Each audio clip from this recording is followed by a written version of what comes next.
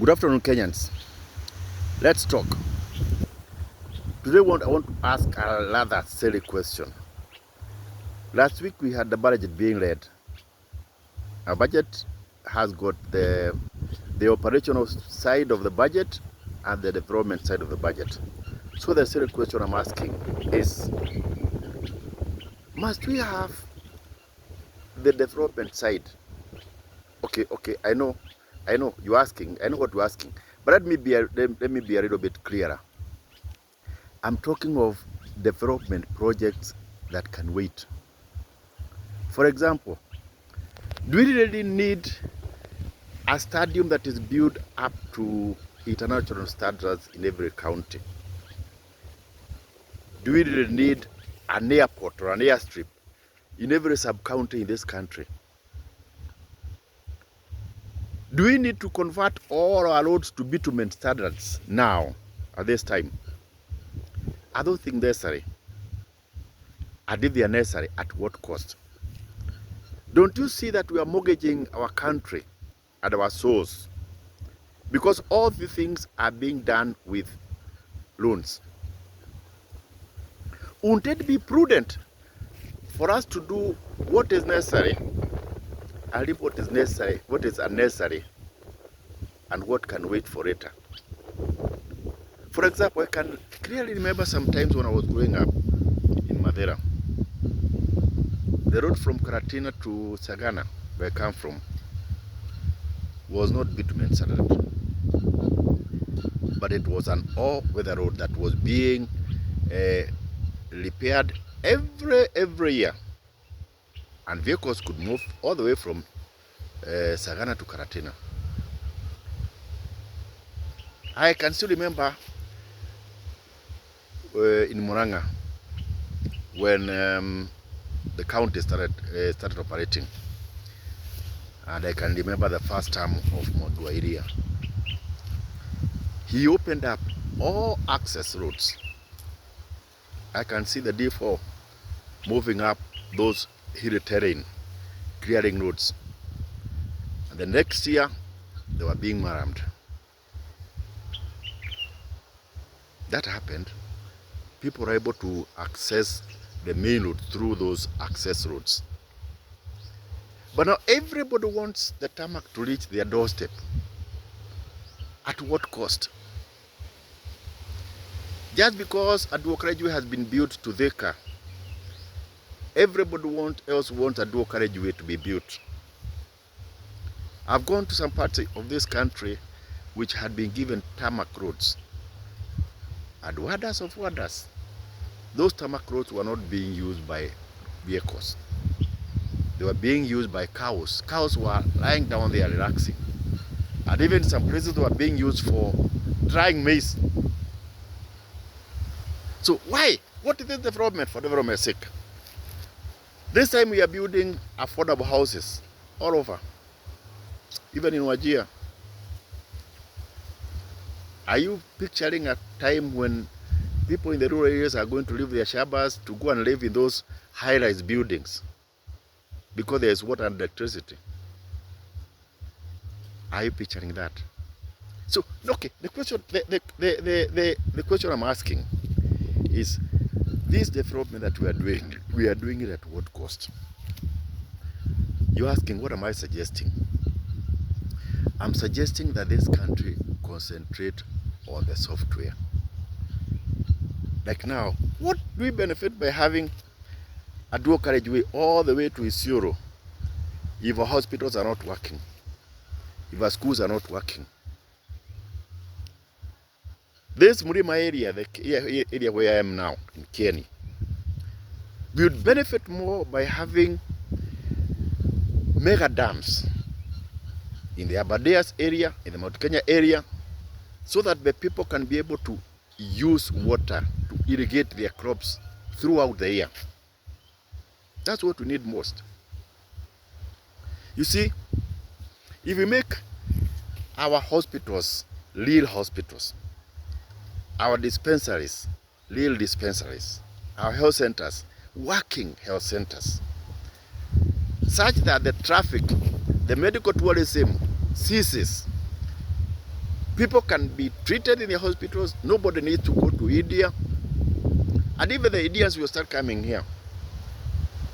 Our schools start working. Then, and only then, will we require those airstrips at airports all over. Yesterday I heard the governor, Meru governor, saying that they are going to build the airstrip in Meru because Nyeri has got 2 airstrips. For your information, they are not 2. They are more than 2, and 1 is an airport. But we, as the people of Nyeri, are we benefiting from these airstrips? Are they helping us? How much are they helping us? Compared if our health system were working, we would have preferred to have the hospitals funded. We would have preferred to have the schools funded.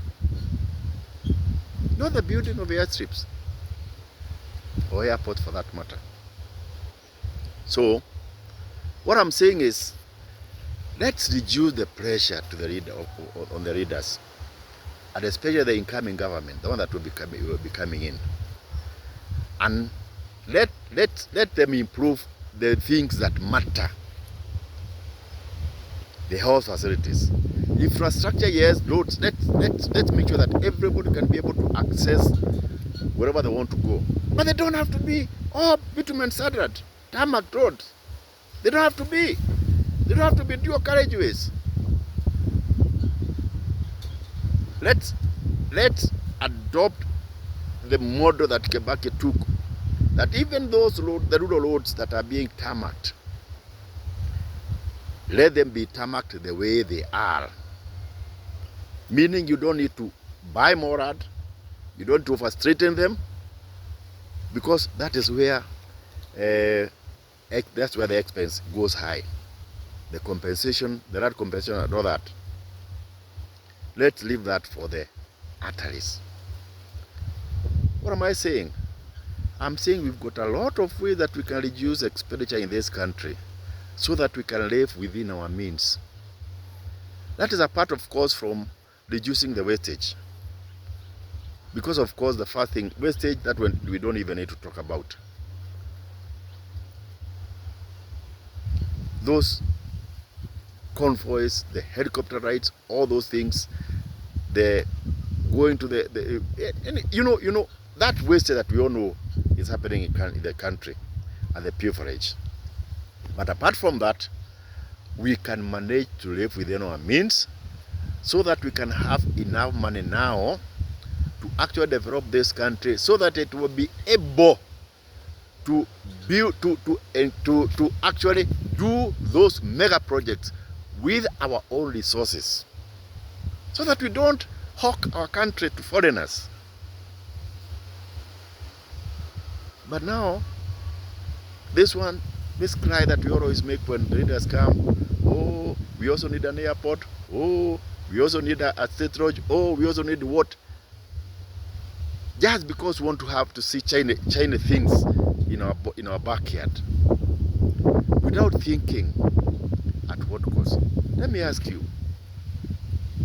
if your neighbor manages to build a very big mansion, he has got 5 cars in his garage,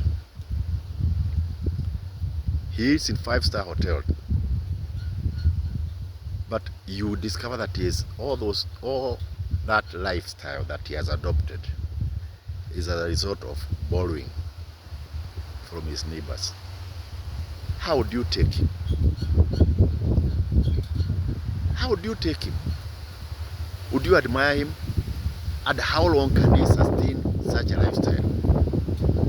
These are the neighbors that we eventually find they have taken lot and lot, because the debtors have come for their money and they can't meet them, the obligations, and so they commit suicide. So that's where we are heading as a country, a place where we are in a position to commit suicide. Well, the country may not commit suicide, but then we put ourselves in the hearts of these leaders, so that whatever they tell us, we do. If they tell us they want to build a quarantine center in our country, we accept. If they tell us that this money that we're giving you to build roads, your people will just be laborers, we don't employ your engineers, and we have to accept. That is why we've got so many construction projects in our country, but our engineers are jobless because the people who are building those, the money that building those roads, those buildings, whatever these things we are building, is coming from people whom we owe, such that they dictate how that work is going to be carried out. So, friends, let's think. I advise the alternative government. Please, even when you are doing your campaign, let's talk the truth. Let's tell people the reality. Let people know that we need to actually rethink the model that we are using. That's my take. Otherwise, a time is coming when this country will not be ours. It will belong to our elders. We will become their slaves. Already we are, in a way. If they say, introduce this tax, because we need our money. If you don't introduce it, we will not give you any more money. We've got no option but to listen. So Kenyans, even as we are pointing our fingers at the government, and I know we should, but we also should think of the pressure we put on our leaders, which are leading them to actually do this. And then, in the process, they have got money to steal. Think about it. Think about it. And that's my case.